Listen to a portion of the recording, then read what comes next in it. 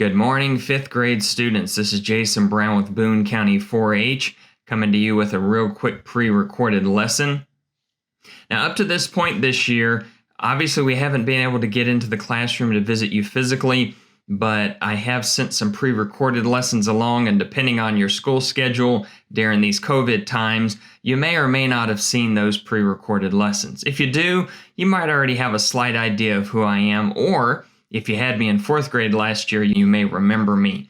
The reason we're doing this lesson today is that this particular lesson and activity we're going to do together, your teacher has found is important enough to squeeze this in and make sure this lesson happens even during COVID times, because this is something that's a big part of your personal development, and it helps teach you a life skill that you can take with you throughout your life. So you probably noticed on that last slide that it said speech preparation. Well, that's what you're going to do. With the help of your teacher, you're going to prepare and present a speech. Don't panic. I know when I do this in class, students kind of get a little freaked out about doing a speech, but you don't need to. Your teacher is here to help you create a great speech. Why are these speeches important?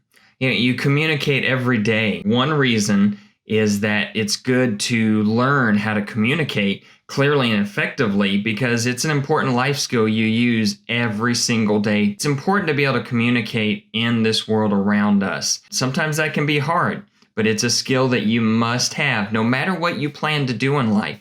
Whether you plan to be a teacher or a bus driver, or you plan to work in a factory, whatever you intend to do, you must have the skills needed to communicate well. Another reason you need to be able to do these speeches is it allows you to express yourself and be able to clearly tell people what you think and believe. And sometimes that's important too. If you look at social media or listen to people that are talking around you, a lot of people you've probably noticed do not know how to express themselves properly and in a way that's clear and influential. Your ideas can influence others. If you want to be an influencer in life, in whatever avenue or way you do it, you've got to be able to clearly communicate. Let's talk logistics. And here's a warning for you. Due to COVID schedules, some details may be altered to best fit the needs of your specific school. Listen carefully to the information your teacher gives you. Obviously, we're under different times. And by the time you get this lesson, I don't know if you'll be back in the school completely, if you'll be on a hybrid schedule, so some of you will be at home, some of you will be at the class, you all might be at home. So you need to make sure that after you've seen this lesson to listen carefully to your teacher, so that your teacher will give you information based on where you're going next and what you should do to get ready for your speech, and some of the specifics about how you'll present it. Maybe you'll all be back in school and we'll do some kind of recording or live virtual connection so I can watch the speeches and judge from my office. Maybe you'll all still be at home and your teacher will have to work out some way to record or present those in a way where I can still view them even though you're all at home. So be sure to listen very carefully to what your teacher tells you. Well, let's talk these logistics out. How long will my speech be? It's going to be 60 seconds, 1 minute long. If we're in the classroom, we do it a minute because we've got 25 of you to get through and we need to do it in an hour. But we're going to keep that at a minute this year. I know you're really busy, your teachers are really busy, but also a minute is good for you as 5th graders, because if you don't have a lot of speaking experience, it's really helpful to not have a big long speech to do. That can seem somewhat intimidating, and we don't want that. We want this to be a great experience. Can I use note cards? Yes, absolutely, and we're going to talk about that more here in a moment. What is my speech going to be about? Now, if we were in the classroom, we usually pick somebody from American history and your teacher would work that out with you. I'm not going to stay on that topic very long, simply to say your teacher's going to tell you how to do that. And I don't know, with COVID times, there might be that they're going to have to work around some things and pick topics and do things differently. So I don't want to spend too much time on that. It's really going to be the teacher's decision. What kind of speech is this? This is a formal speech in which you will give a third-person accounting of a person's life. That's what your speech is going to be about. You're not doing a demonstration or a presentation. It's important to understand that you're doing a speech. How should I dress for my speech? You're going to dress in your best outfit and look nice and neat. What does dressing nice mean to you? I always try to relate something to the student that they might remember or understand. And so dressing up It can be as simple as wearing a nice outfit if you go to a wedding or a funeral. If you're someone who goes to church, that's a good time when you might have dressed up. Maybe you've had an event at school where they've asked you to dress up a little bit nicer. Picture day, special event, whatever it happens to be. Those are the things you can think about when you think about looking nice for your speech. But more than anything, as I've listed there, no bedhead is definitely an important one.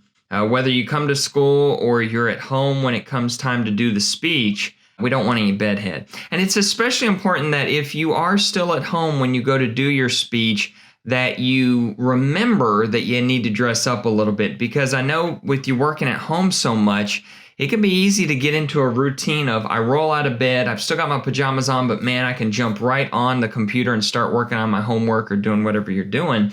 I get that. I've done that a couple of times when we've been off because of COVID, and it's an easy habit to get into. But when it comes to doing your speech, you want to make sure you don't have bedhead, make sure you're not wearing your pajamas, make sure the clothing you choose is not horribly wrinkled or holes or dirty or anything like that. Clothing should be ironed and neat. And as it says at the bottom, wear the best you have and look your best. I'm not going to grade you on the outfit you have on, what type it is, but I would be looking at you from the sense of, well, anybody can brush their hair. Let's not have bedhead, or they left their pajamas on when they could have put a everyday outfit on and looked a little bit better. Those are the kind of things that we're looking for. It's time to start talking about actually preparing for your speech. A really great public speaker came up with this 5 P's for you to get ready for your speech. That is prepare, plan, polish, practice, and present. So that might be something that you can use that might be of benefit to you if you keep those in mind. A great speech comes down to a great tag team of writing a great speech and delivering a great speech. You might write an awesome speech, really well written, great order, impacting, but if you don't deliver it well, then it's probably not going to have the effect that you want. Same time, you might be someone who's great at public speaking, really could do a great job, but if you don't write a clear speech that's in order, has its effect in sort of the sense of its structure that you want to have, just not going to have the impact that you want. Make sure that you tag team writing a great speech and delivering a great speech together. Make those two work together. Where do I start? I always tell students that the preparation of putting your speech together, it's just like writing an essay, a book report, or a persuasive paper. So relax, you've done this many times. When it comes to actually writing the speech, you've done it. You know what you're doing. But as a quick review, and again, your teacher is probably going to help you out the most with these items that you're going to work on here. But I do want to impart just a couple of quick ideas. The first one you see there under gathering topic ideas, begin with yourself. What interests me or person? If you get to choose your topic to do your speech, try to pick someone that you like or a subject matter that you like. I think you'll naturally do better on it if you know it, because your heart will be in it. You'll have a passion for that particular person or subject. Write down all your ideas, Post-it notes or notebooks or whatever you want to do. Write down your ideas and make sure that you do a lot of brainstorming. Get ideas from other people. Visit the library. Visit the internet. There's all kinds of areas and things you can do to really present a speech well. And it starts with doing good research and brainstorming to make that happen. Organizing my speech. How are you going to organize your speech? Really the same way that you have organized papers since you were very, very young as far as your school life and your academic career. You're going to use an introduction, you're going to have a body, and you're going to have a conclusion. Very simple. You know this stuff. As a quick review though, introduction, need to grab attention, tell people what the speech is about. That's going to be pretty important. The body, it's going to be the longest, most important part. You want to stick to the subject. You want to make sure you're given just the facts. Because remember, you only have a minute, so your body is going to be relatively small. Conclusion, you're going to summarize your main ideas. It's your last chance to impress the audience. You want to have a good closer. Okay, let's talk some hot speech tips. Now, these are ideas and things that I would give people, and some of these ideas too, they are ones that professionals use. The first one is your introduction. Remember, in your introduction, you should get the audience's attention. In your introduction, as you know, when you write a paper, you want to have a hook, something that grabs the audience, makes them want to listen, compels them to hear what you have to say. I will say that funny stories or subject-related jokes are great attention getters. People love to laugh. I know you love to laugh. Everybody loves to laugh. So you might find some way to maybe come up with a very interesting opening fact, maybe a funny story about your person. If you're doing a person from history, I'm sure there's a funny or weird story about them that you could find and do your speech on. You want to be able to maybe incorporate a little bit of funny or something in your speech at the beginning that's going to get our attention and make us really want to listen to what you have to say. Let's go on to the body. It's the main part of your speech, main ideas.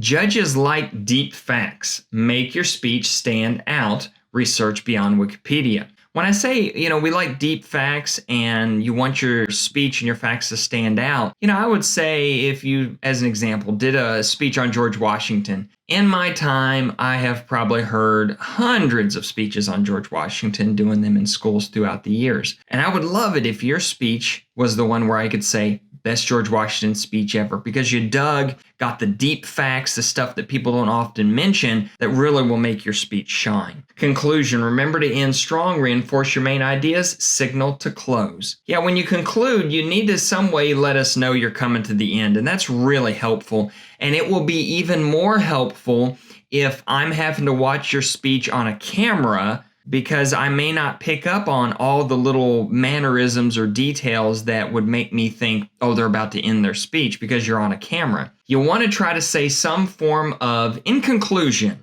or to close, or to end, and then go into summarizing your main ideas or telling us why you think the person you're doing your speech on was so great, or they had the impact that they had. So you want to make sure that you have a really good conclusion. Let's talk note cards. You're going to probably be told by your teacher that you need to write a full-on speech in the sense of it's going to be handwritten, every word, have an introduction, body, and conclusion. And what you'll do after that is you'll transfer from your speech the main points. Again, your teacher will talk to you a little bit more about how to do that based on their preference and what they want to see you do. But if you look in the picture there, I would highly recommend that you have note cards, little index cards. And I recommend that you write only the main ideas and points on your cards. Number your cards so you can't lose the order. Make sure you do that, maybe in the bottom right-hand corner, 1, 2, so on. Don't staple or bind or clip your cards together. I have students who will sometimes staple them together, and I get why, you don't want to lose them. But when you're flipping through them, it's kind of a distraction to see you have to flip and turn and fight a staple or a binder clip. So don't do that. Just paper clip them. You'll notice in the cards too that certain points or ideas are in different colors. I actually do that when I do presentations. Certain things that I'll say are in certain colors because that'll help me remember and prompt me better if I look down and see colors. You might consider making certain things different colors. Now, you don't want too much color. It becomes a distraction and really makes it, you'll have the opposite effect. It'll be harder to see your notes because you've got nothing but this big page of color. At some point, you're going to have a speech written, and you're going to have it transferred to note cards. You're going to have all those things done. And after that comes the time to practice your speech. Remember, we said that a great tag team is going to be a great speech that you've written along with a great speech that you deliver. Well, the delivery part comes down to practice. The best way to prepare for delivering your speech is to practice. Think of all the things that you practice in your life. If you're able to still do it, maybe you're on some kind of sports team, maybe you're in band, maybe you're learning a new instrument. Whatever those things are, you know you have to practice. And if you don't practice, you will not have the result that you want. I'm going to give you some tips for practicing in these next few slides. Hopefully they'll help you. They're simple. They're ones that professionals use, and I believe they will really help you present a really good speech. Rehearse the speech by yourself. Should I read my speech word for word from my note cards? No. Practice is going to help you get up there and not read your notes just straight out from your note cards. I know that'll be a temptation. You'll want to look down because you get nervous and just read the notes straight away. Don't do that. One thing that'll help you not read the notes word for word from your note cards is if you don't have them written on your note cards word for word. That'll help you with that. So remember, note cards, main points only. You want to make sure that you're not just reading your speech. You want to make sure you're delivering your speech to us. Listen to yourself give the speech. Use a recording device if it'll help. Your parents, or maybe you have like cell phones, iPads, things like that. Record yourself. Listen to yourself giving the speech. Oftentimes you'll hear things in the speech that you didn't pick up on while you're literally presenting the speech. Listen to yourself. And at the same time, you could even physically record yourself and watch your movements and mannerisms as well. Do a dress rehearsal. Yeah, it may be that you would feel real comfortable with doing a dress rehearsal. If you've ever been in a play or a presentation, you might have done a dress rehearsal, and that helps you kind of get your mindset on what it'll be like when you actually do the performance live. Practice your speech out loud. Don't practice by reading to yourself. It's tempting to practice our speech and we'll sit down and we'll look at our notes and we'll read it in our mind using our mind voice. And that never works because our mind voice always sounds better than we do when we vocally present ourselves. As an example, all of us have favorite songs that we really love. When you sing those songs in your brain, I bet you sound awesome. Like the artist, you're in perfect tune, no problems at all. You know all the words to the lyrics, but when you go to sing that song out loud with your own voice, probably not as good. Maybe you forget the lyrics. Make sure you practice your speech out loud, not just in your mind. I would also recommend you check the timing of your speech. Once you're comfortable with the way your speech sounds, check to see that it lasts the right amount of time. 1 minute goes fast. Now, I will say if you're 5 seconds over, that's not a big deal.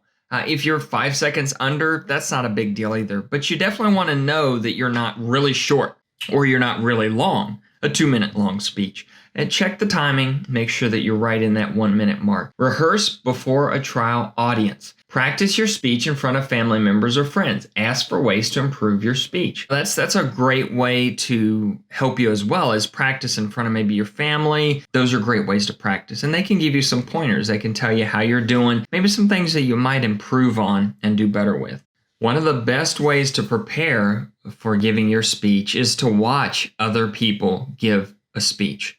From professionals, you can learn a lot about some of the mannerisms and the way they speak that would help you practice and get ready for your own speech. If you get on the internet, there's all kinds of speeches defined from TED Talks to past public speakers, and when they speak, you kind of get an idea for their wording, the feeling they put in their voice, things like that will definitely help you learn how to give really good speeches. You need to talk about things that you need to do in the sense of body language and actions while you're doing your speech. And it's important to do these things because they'll greatly enhance your speech and your presentation. First one's eye contact. Absolute must is eye contact with your audience to make a connection with them. Now, I don't know where you'll be at this point. When you do your speech, you might be in front of the class by then. You might be doing your speech at home into your laptop looking at the camera. Whichever you do, you want to make sure there's eye contact. Obviously, if it's the laptop, the eye contact we'll see is if you're looking at the screen or if you're looking at the little camera